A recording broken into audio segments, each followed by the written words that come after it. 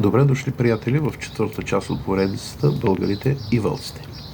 В този епизод ще разгледаме въпроса за даките и за Залмоксис и връзката му с вълците и ритуалът. Формулировката «най-справедливи и най-смели от траките» принадлежи на бащата на историята Херодот, 5 век преди новата ера. В неговата четвърта книга на история тази висока морална оценка е пряка последица от тяхната уникална религиозна доктрина – култа към Залмоксис. Защо са най-справедливите? Доктрината за безсмъртието. Според Херодот, справедливостта и смелостта на гетите произтичат от това, че те вярват в безсмъртието на душата. Исторически контекст. В история, книга 4, 93 точка, Херодот описва похода на персийския цар Дарий I срещу скитите, 513 година преди новата ера. Ученият пише, преди да стигне до Истър Дунав, Дарий първо покори гетите, които се смятат за безсмъртни. Те са най-мъжествените и най-справедливите сред траките. Научно тълкование.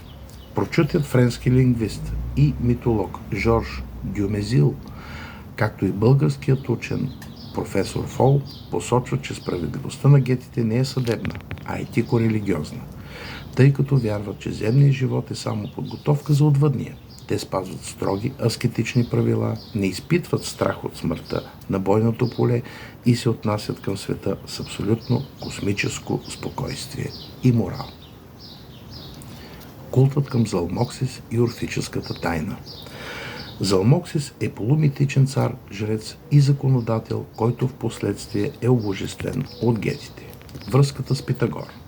Херодот предава разказа на елените, според които Залмоксис е бил роб и ученик на самия Питагор на остров Самос. Няма да коментирам тази данайска литературна измислица. Андронът и пещерата. Залмоксис се оттеглял в подземно жилище, пещерата на свещената планина Когайон, за 3 години, а на четвъртата се появил отново, доказвайки на гетите възкресението и безсмъртието. Каква прилика, уважаеми зрители, с тридневното възкресение на Христос? Този въпрос също оставям без коментар. Професор Диана Гергова доказва, че пещерните комплекси и подземните камери на Дауздава са били реалната сцена за тези мистерии и инициация. Какво знаем за тях? Ами почти нищо. Връзката Залмоксис и вълкът. Мирча Елиаде в своя труд Залмоксис, изчезващия бог, и други изследователи правят следните фундаментални заключения. Името като маска. Елиаде цитира античния Исихий, според когото думата Залмос на тракийски означава кожа, или по-точно вълча кожа. Самият бог-жрец носи име, свързано с ритуалното обличане на животинска кожа.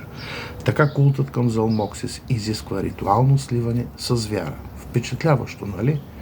И тук отново ще направим една директна препратка към ритуала Сахаджет, вълчият ритуал в Древен Египет, за който ще направя специално предаване. Военно-религиозна ликантропия. Елиаде доказва, че жреците на Залмоксис и елитните войни на гетите са практикували ритуално превръщане в вълци. Чрез пост, изолация в горите и свещени песнопения, младежите са преминавали инициация. Те са умирали като обикновени хора, които са смъртни, и са възкръсвали като безсмъртни войни вълци под егидата на Залмоксис. Космогонията на Даус Дава. Тъй като градът се нарича градът на вълците, учени като Елиаде заключават, че Даус Дава е бил главният политически и религиозен епицентър, където царската власт и жречеството на Залмоксис са се сливали.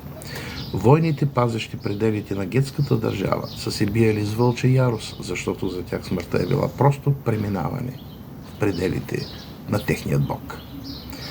В крайна сметка, научният консенсус на учени като Елиаде, Фол и Гергова е категоричен.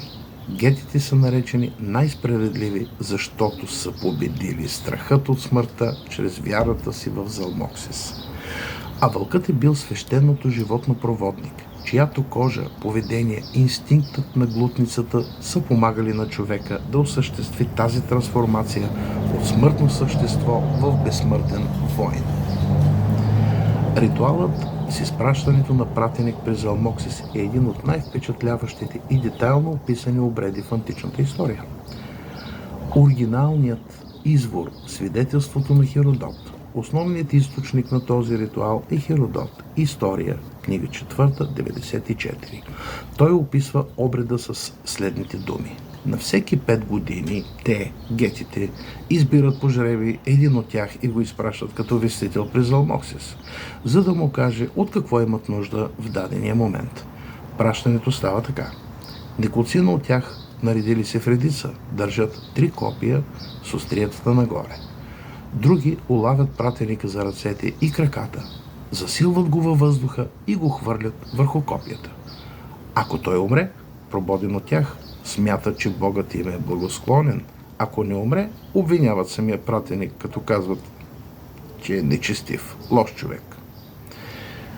Френският историк и антрополог Рене Жирар в труда си "Насилието и свещеното" и румънският изследовател Мирча Елиаде от Залмоксис до Чингисхан анализират този ритуал през 2 основни научни заключения.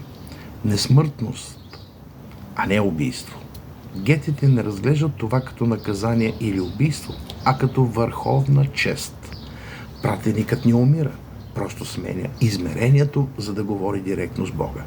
Затова той трябва да е морално чист човек.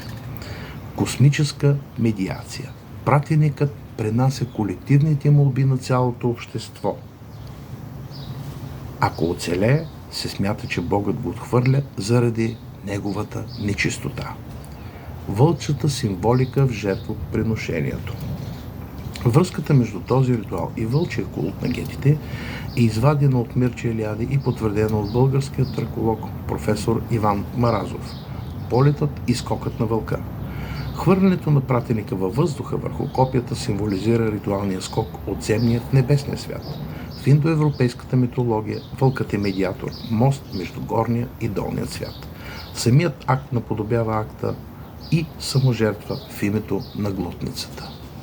Жертвоприношение в градът на вълците. В археологическия комплекс Даус-Дава с Боряново археологът професор Диана Гергова открива специални култови ями около могилите. Находките показват, че тези ритуали са се извършвали в строго определени астрономически моменти, когато съзвездията, включително Голяма куче, вълчицата Сириус, са в определена позиция, за да се отвори порталът към Залмоксис. Тази концепция ми подсказва, че самият Залмоксис е идентифициран със съзвездието Вълк Орион. Инициацията на война Вълк. Професор Иван Маразов подчертава, че само войн от мъжките вълчи съюзи е имал смелостта да се подложи на този жребий, тъй като вълчата му същност вече го е направила безстрашен пред лицето на физическата смърт. Благодаря ви за вниманието. Бъдете в очакване на следващите епизоди.